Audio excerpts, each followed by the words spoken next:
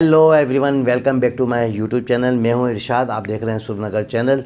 बहुत ही ज़बरदस्त एक वीडियो है। आपको पता ही है दोस्तों के फीफा वर्ल्ड कप स्टार्ट हो रहा है और वो भी कतर में, और बहुत ही ज़बरदस्त एक वीडियो आई है। उसकी इन्फॉर्मेशन आपको देनी थी, तो चलें पहले देखते हैं वीडियो, फिर उसके बाद रिएक्शन देंगे। तो चलते हैं पहले वीडियो की जानिब। जी तो दोस्तों चलते हैं वीडियो की जानिब। वीडियो का टाइटल है FIFA World cup 2002 Qatar temporary ban India. तो देखते हैं कि किन चीज़ों पर बैन लगा है। स्टडी IQ IAS, अब तैयारी हुई अफोर्डेबल। नमस्कार दोस्तों, जैसा कि आप सबको पता है कि मिडिल ईस्ट के अंदर यहाँ पर एक छोटा सा देश है, या आप देख सकते हो कतर, इसकी कैपिटल है दोहा। यहाँ पर हो रहा है फीफा वर्ल्ड कप, एक काफी बड़ा इवेंट होता है। लेकिन इस इवेंट के जस्ट पहले कतर ने भारत का जो सी फूड है उसके ऊपर बैन लगा दिया है। तो इसको यहाँ पर आप देख सकते हो, quality check, FIFA World Cup impact, Qatar suspends Indian sea food imports. तो इसको डिटेल से जानेंगे कि एग्जैक्टली मामला क्या है, किस चीज को लेकर जो कतर है वो नाराज है, यहाँ पर मामला क्या है, भारत के ऊपर क्या इंपैक्ट आएगा, काफी कुछ जानने को है। चलिए आगे बढ़ते हैं। लेकिन उसके पहले ध्यान रखिएगा दोस्तों, अगर आप यूपीएससी की तैयारी कर रहे हैं तो आप हमारे साथ जुड़ सकते हैं, क्योंकि बेस्ट एजुकेटर्स के द्वारा जो पूरा फाउंडेशन है यूपीएससी का वो आपका तैयार कराया जाता है। आपको हमारे वेबसाइट और ऐप पर जाना है और कोड इस्तेमाल करना है अंकित लाइव, ताकि सिर्फ 19,000 में ये पूरा कोर्स आपको मिल जाए। इसके अंदर आप देख सकते हो लाइव क्लासेस दिए जाते हैं, मेंटरशिप मिलता है, कोई दिक्कत है, प्रॉब्लम है, कभी भी आप अपने मेंटर से पूछ सकोगे। इसके अलावा हैंड रिटन नोट्स हो गया, आंसर राइटिंग प्रैक्टिस आपके मेंस एग्जाम के लिए, और अनेक कई प्रकार के फीचर्स आपको देखने को मिलते हैं। इसके अलावा भी अगर आप और एमसीक्यूज अटेम्प्ट करना चाहते हैं तो मेरे इंस्टा पेज पर जा सकते हैं, वहां पर स्टोरीज में जितने भी एमसीक्यूज हैं उसको आप अटेम्प्ट कर पाएंगे।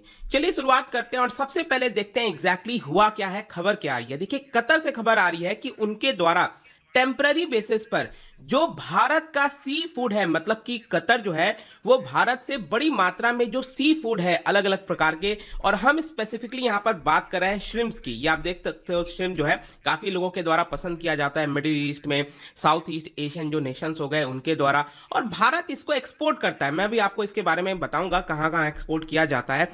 लेकिन यहां पर जो सी फूड इंपोर्ट है कतर के द्वारा भारत से, उसको लेकर बैन लगाया गया है। क्यों? क्योंकि कतर का कहना है कि हमने आपके कंसाइनमेंट में जो माइक्रोबियल कंटेमिनेशन है सी फूड में वो यहां पर पाया है। और ये सब कुछ कब हुआ है? क्योंकि फीफा वर्ल्ड कप स्टार्ट हो रहा था, उसके जस्ट पहले कतर जो है वो क्वालिटी चेक कर रहा था, पूरे देश भर में क्वालिटी चेक कर रहा था कि जो भी फूड यहां पर दिए जा रहे हैं क्या वो सही है कि नहीं है, हेल्थ के पर्सपेक्टिव से, वो सारी चीजें कतर लगातार कर रहा था। और इनफैक्ट बताया ये जा रहा है, जो खबरें ये आई है कि अक्टूबर के महीने में 2-3 ऐसे कंसाइनमेंट थे। जो श्रिम्प्स है, ये जो श्रिम्प मैंने आपको बताया, इसके 2-3 कंसाइनमेंट भारत से आए थे, और उसके अंदर जो बैक्टीरिया कंटामिनेशन है वो पाया गया, और कहीं ना कहीं उसी की वजह से कतर के द्वारा डिसाइड किया गया है कि हम इंडिया के सी फूड के ऊपर बैन लगा रहे हैं। और एग्जैक्टली मैं आपको बताऊं तो 6 इंडियन फर्म्स के द्वारा, जो 6 इंडियन एक्सपोर्टर्स हैं, उनके द्वारा कुछ कंसाइनमेंट भेजा गया था, और उसके अंदर कुछ हार्मफुल बैक्टीरिया जो है वो पाया गया है। और वेस्ट एशियन मार्केट जो है वो बहुत ही सेंसिटिव है इन सारे मामले को लेकर, और इसी की वजह से ये सारे स्टेप्स आपको देखने को मिलेगा।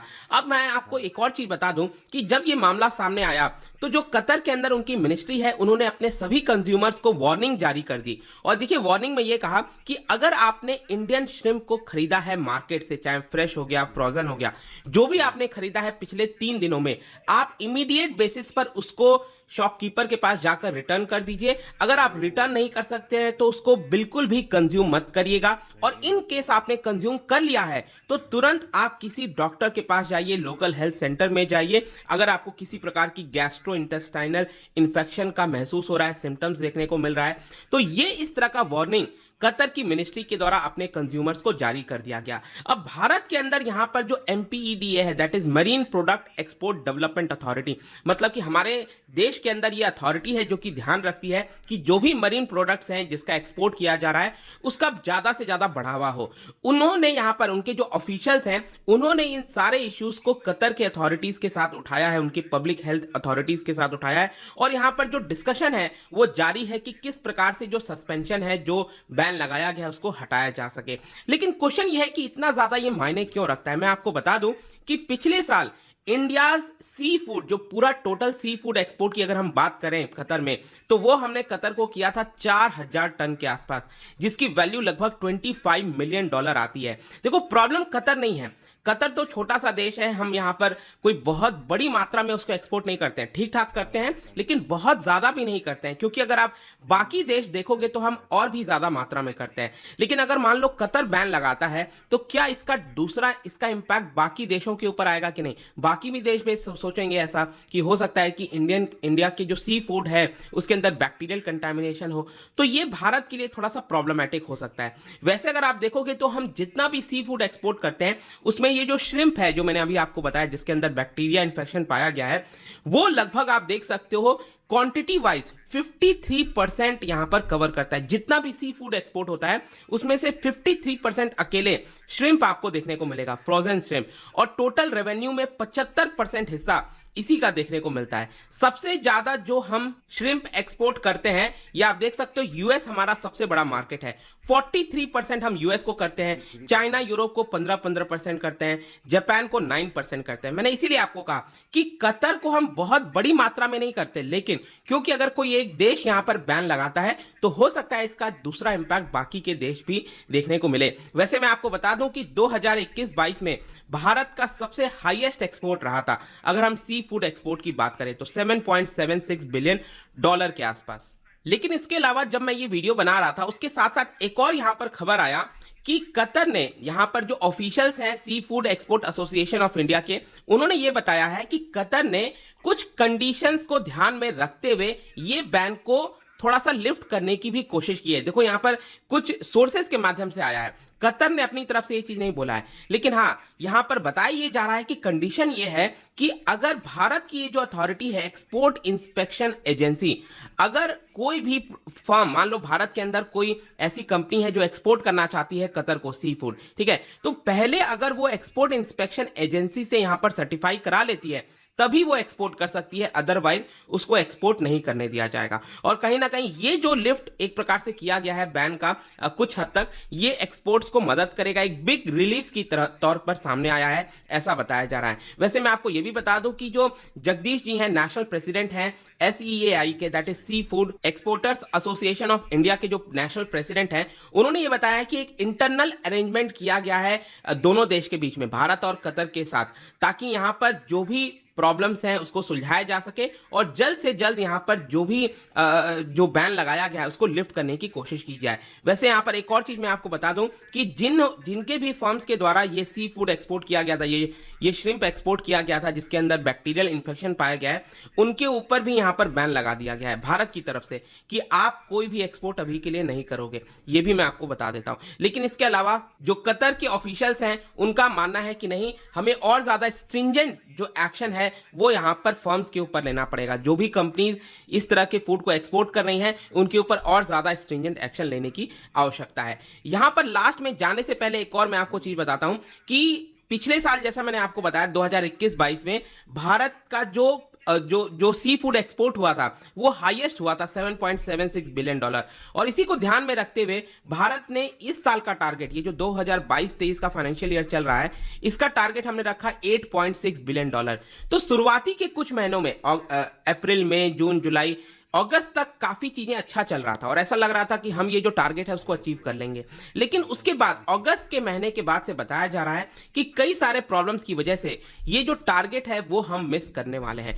क्यों क्या क्या प्रॉब्लम्स हैं? दुनिया भर में आपने देखा होगा इन्फ्लेशन तेजी से बढ़ रहा है जिसकी वजह से डिमांड कम हो गई है, रिसेशन पूरे दुनिया भर में आपको कई जगह देखने को मिलेगा, तो उसकी वजह से भी यहाँ पर जो प्रॉब्लम्स हैं वो गहरा रही हैं। भारत के अंदर जो स्टॉक है वो काफी ज्यादा एक्सेस मात्रा में हो गया है, रशिया यूक्रेन वॉर, कई सारे ऐसे फैक्टर्स हैं जिसकी वजह से डिमांड कम हुआ है, लगभग 30 से 35% डिमांड कम हो गया है। और जाहिर सी बात है अगर ये डिमांड कम होगा तो भारत के अंदर जो लोग एक्सपोर्ट करते थे वो अब एक्सपोर्ट नहीं कर पाएंगे और इसका डायरेक्ट असर आपको पता ही है किसके ऊपर आएगा, जो मछुआरे हैं उनके ऊपर देखने को मिलेगा। तो ये कैटास्ट्रोफ जैसा हो सकता है, तो कहीं ना कहीं सरकार को इसके ऊपर ध्यान देना चाहिए, क्या कर सकते हैं आगे। बट आई होप कि इस वीडियो के माध्यम से जो भी यहाँ पर खबर आई थी कतर से सी फूड एक्सपोर्ट बैन को लेकर, वो आई होप कि आपको पता चल गया होगा। जाने से पहले एक इंटरेस्टिंग क्वेश्चन, क्या आप बता सकते हैं कि which of the following is not a part of broad money in India?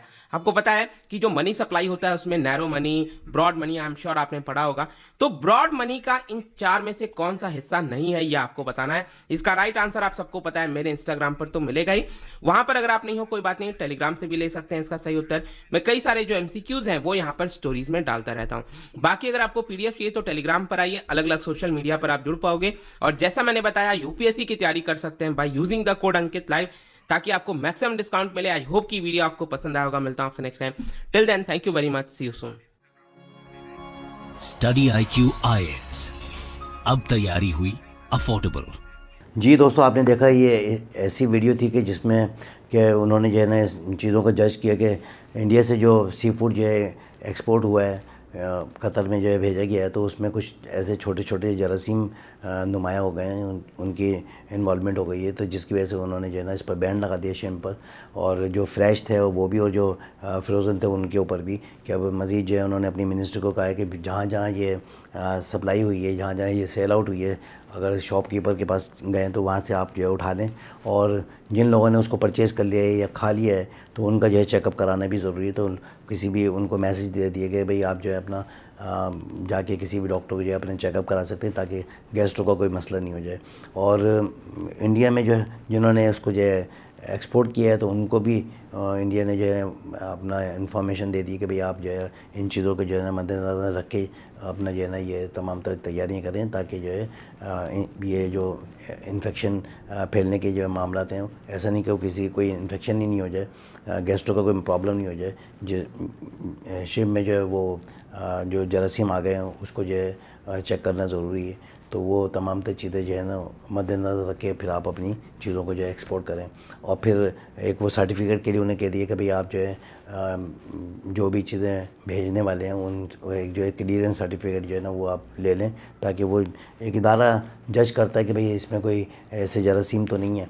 अगर नहीं होंगे तो दोबारा से जो है ना उनका स्टार्ट हो जाएगा, दोबारा जो है ना एक्सपोर्ट स्टार्ट हो जाएगी। इंडिया का जो लास्ट ईयर में एक्सपोर्ट था सी फूड में वो $7.76 बिलियन का था, और अब जो 2022 में जो उन्होंने टारगेट रखा था वो रखा था $8.6 बिलियन का। लेकिन वो अभी कुछ नज़र नहीं आ रहा कि वो टारगेट इनका ये अचीव हो सकेगा, क्योंकि अगस्त के से पहले तक तो इनका जो है बिल्कुल सही चल रहा था। लेकिन अभी हाल ही में जो है ना ये बैक्टीरिया की जो है वो इंफॉर्मेशन मिल गई कि भाई इसमें जो बैक्टीरिया की इन्वॉल्वमेंट है, जिसकी वजह से जो है गैस्ट्रो के कुछ प्रॉब्लम्स हो सकते हैं। उस वजह से जो है ना एक्सपोर्ट जो है थोड़ी सी कम हो गई। तो अभी देखते हैं कि उसमें डिस्कशन चल रही है, और डिस्कशन होने के बाद क्या होता है। लेकिन कतर ने जो है ना एक जो है उन्होंने शर्त रख दी कि भाई आप जो है अब कोई भी चीज़ जो है एक्सपोर्ट करेंगे तो उसमें जो है एक्सपोर्ट इंस्पेक्शन एजेंसी से जो है ना आपको जो है ना सेटिस्फाई करवाना पड़ेगा। अगर जो कंपनियां एक्सपोर्ट करती हैं उनको जो है ना उनसे जो है रब्ता करना पड़ेगा कि वही इंस्पेक्शन हो जाए, अगर वो सही है तो फिर दोबारा से जो है ना स्टार्ट हो जाएगा, ऐसा कोई मसला नहीं है। लेकिन ये कि मैं भी हैरान हो रहा हूँ कि इतना ज़्यादा सी फूड जो है कतर में खाया जाता है। हमारे यहाँ पाकिस्तान में तो इतना नहीं खाया जाता, लेकिन यहाँ से भी मेरे ख्याल में कुछ थोड़ा बहुत तो एक्सपोर्ट होता होगा। लेकिन ये बहुत बड़ी बात है कि USA में भी जो है ना जा रहा है इंडिया का सी फूड, और जो है ना कतर में भी जा रहा है, और चाइना तक में जा रहा है। यानी कि काफ़ी ऐसे ममालिक हैं जिनका कि हमें पता ही नहीं था, लेकिन इस वीडियो के तवज्जुह से पता लगा कि काफ़ी सारी ममालिक में जो सी फूड जो है इंडिया से जा रहा है। लेकिन इस खबर के बाद जो है हो सकता है कि वहाँ पर भी कुछ थोड़ा बहुत जो है ना फ़र्क आया कि भाई ये वहाँ जो एक्सपोर्ट हो रही है तो उसमें तो ऐसी चीज़ें नहीं है। तो लाजमी एक को पता लगता है तो फिर दूसरे लोग जो है ना फिर वो भी सोचते हैं कि कहीं हमारे पास जो एक्सपोर्ट हुआ है उसमें तो कोई ऐसी चीज़ें नहीं आ रही। तो ये है कि अब जो चीज़ें परचेज़ की जाएंगी तो वो एक्सपोर्ट इंस्पेक्शन एजेंसी के थ्रू की जाएंगी, और हो सकता है कि कुछ दिनों में जो है ना ये जो बैन लगाया ये ख़त्म हो जाए। तो दोस्तों, इसके साथ ही मुझे इजाज़त दें। अपना ज़रूर ख्याल रखिएगा, हमारे चैनल को लाइक करें, सब्सक्राइब करें, ताकि आने वाली तमाम तरह वीडियो आप तक पहुंचती रहें, और हमें सपोर्ट करें। हमें बहुत सख्त ज़रूरत है आपकी सपोर्ट की, आपके प्यार की। तो इसके साथ ही मुझे इजाज़त दें।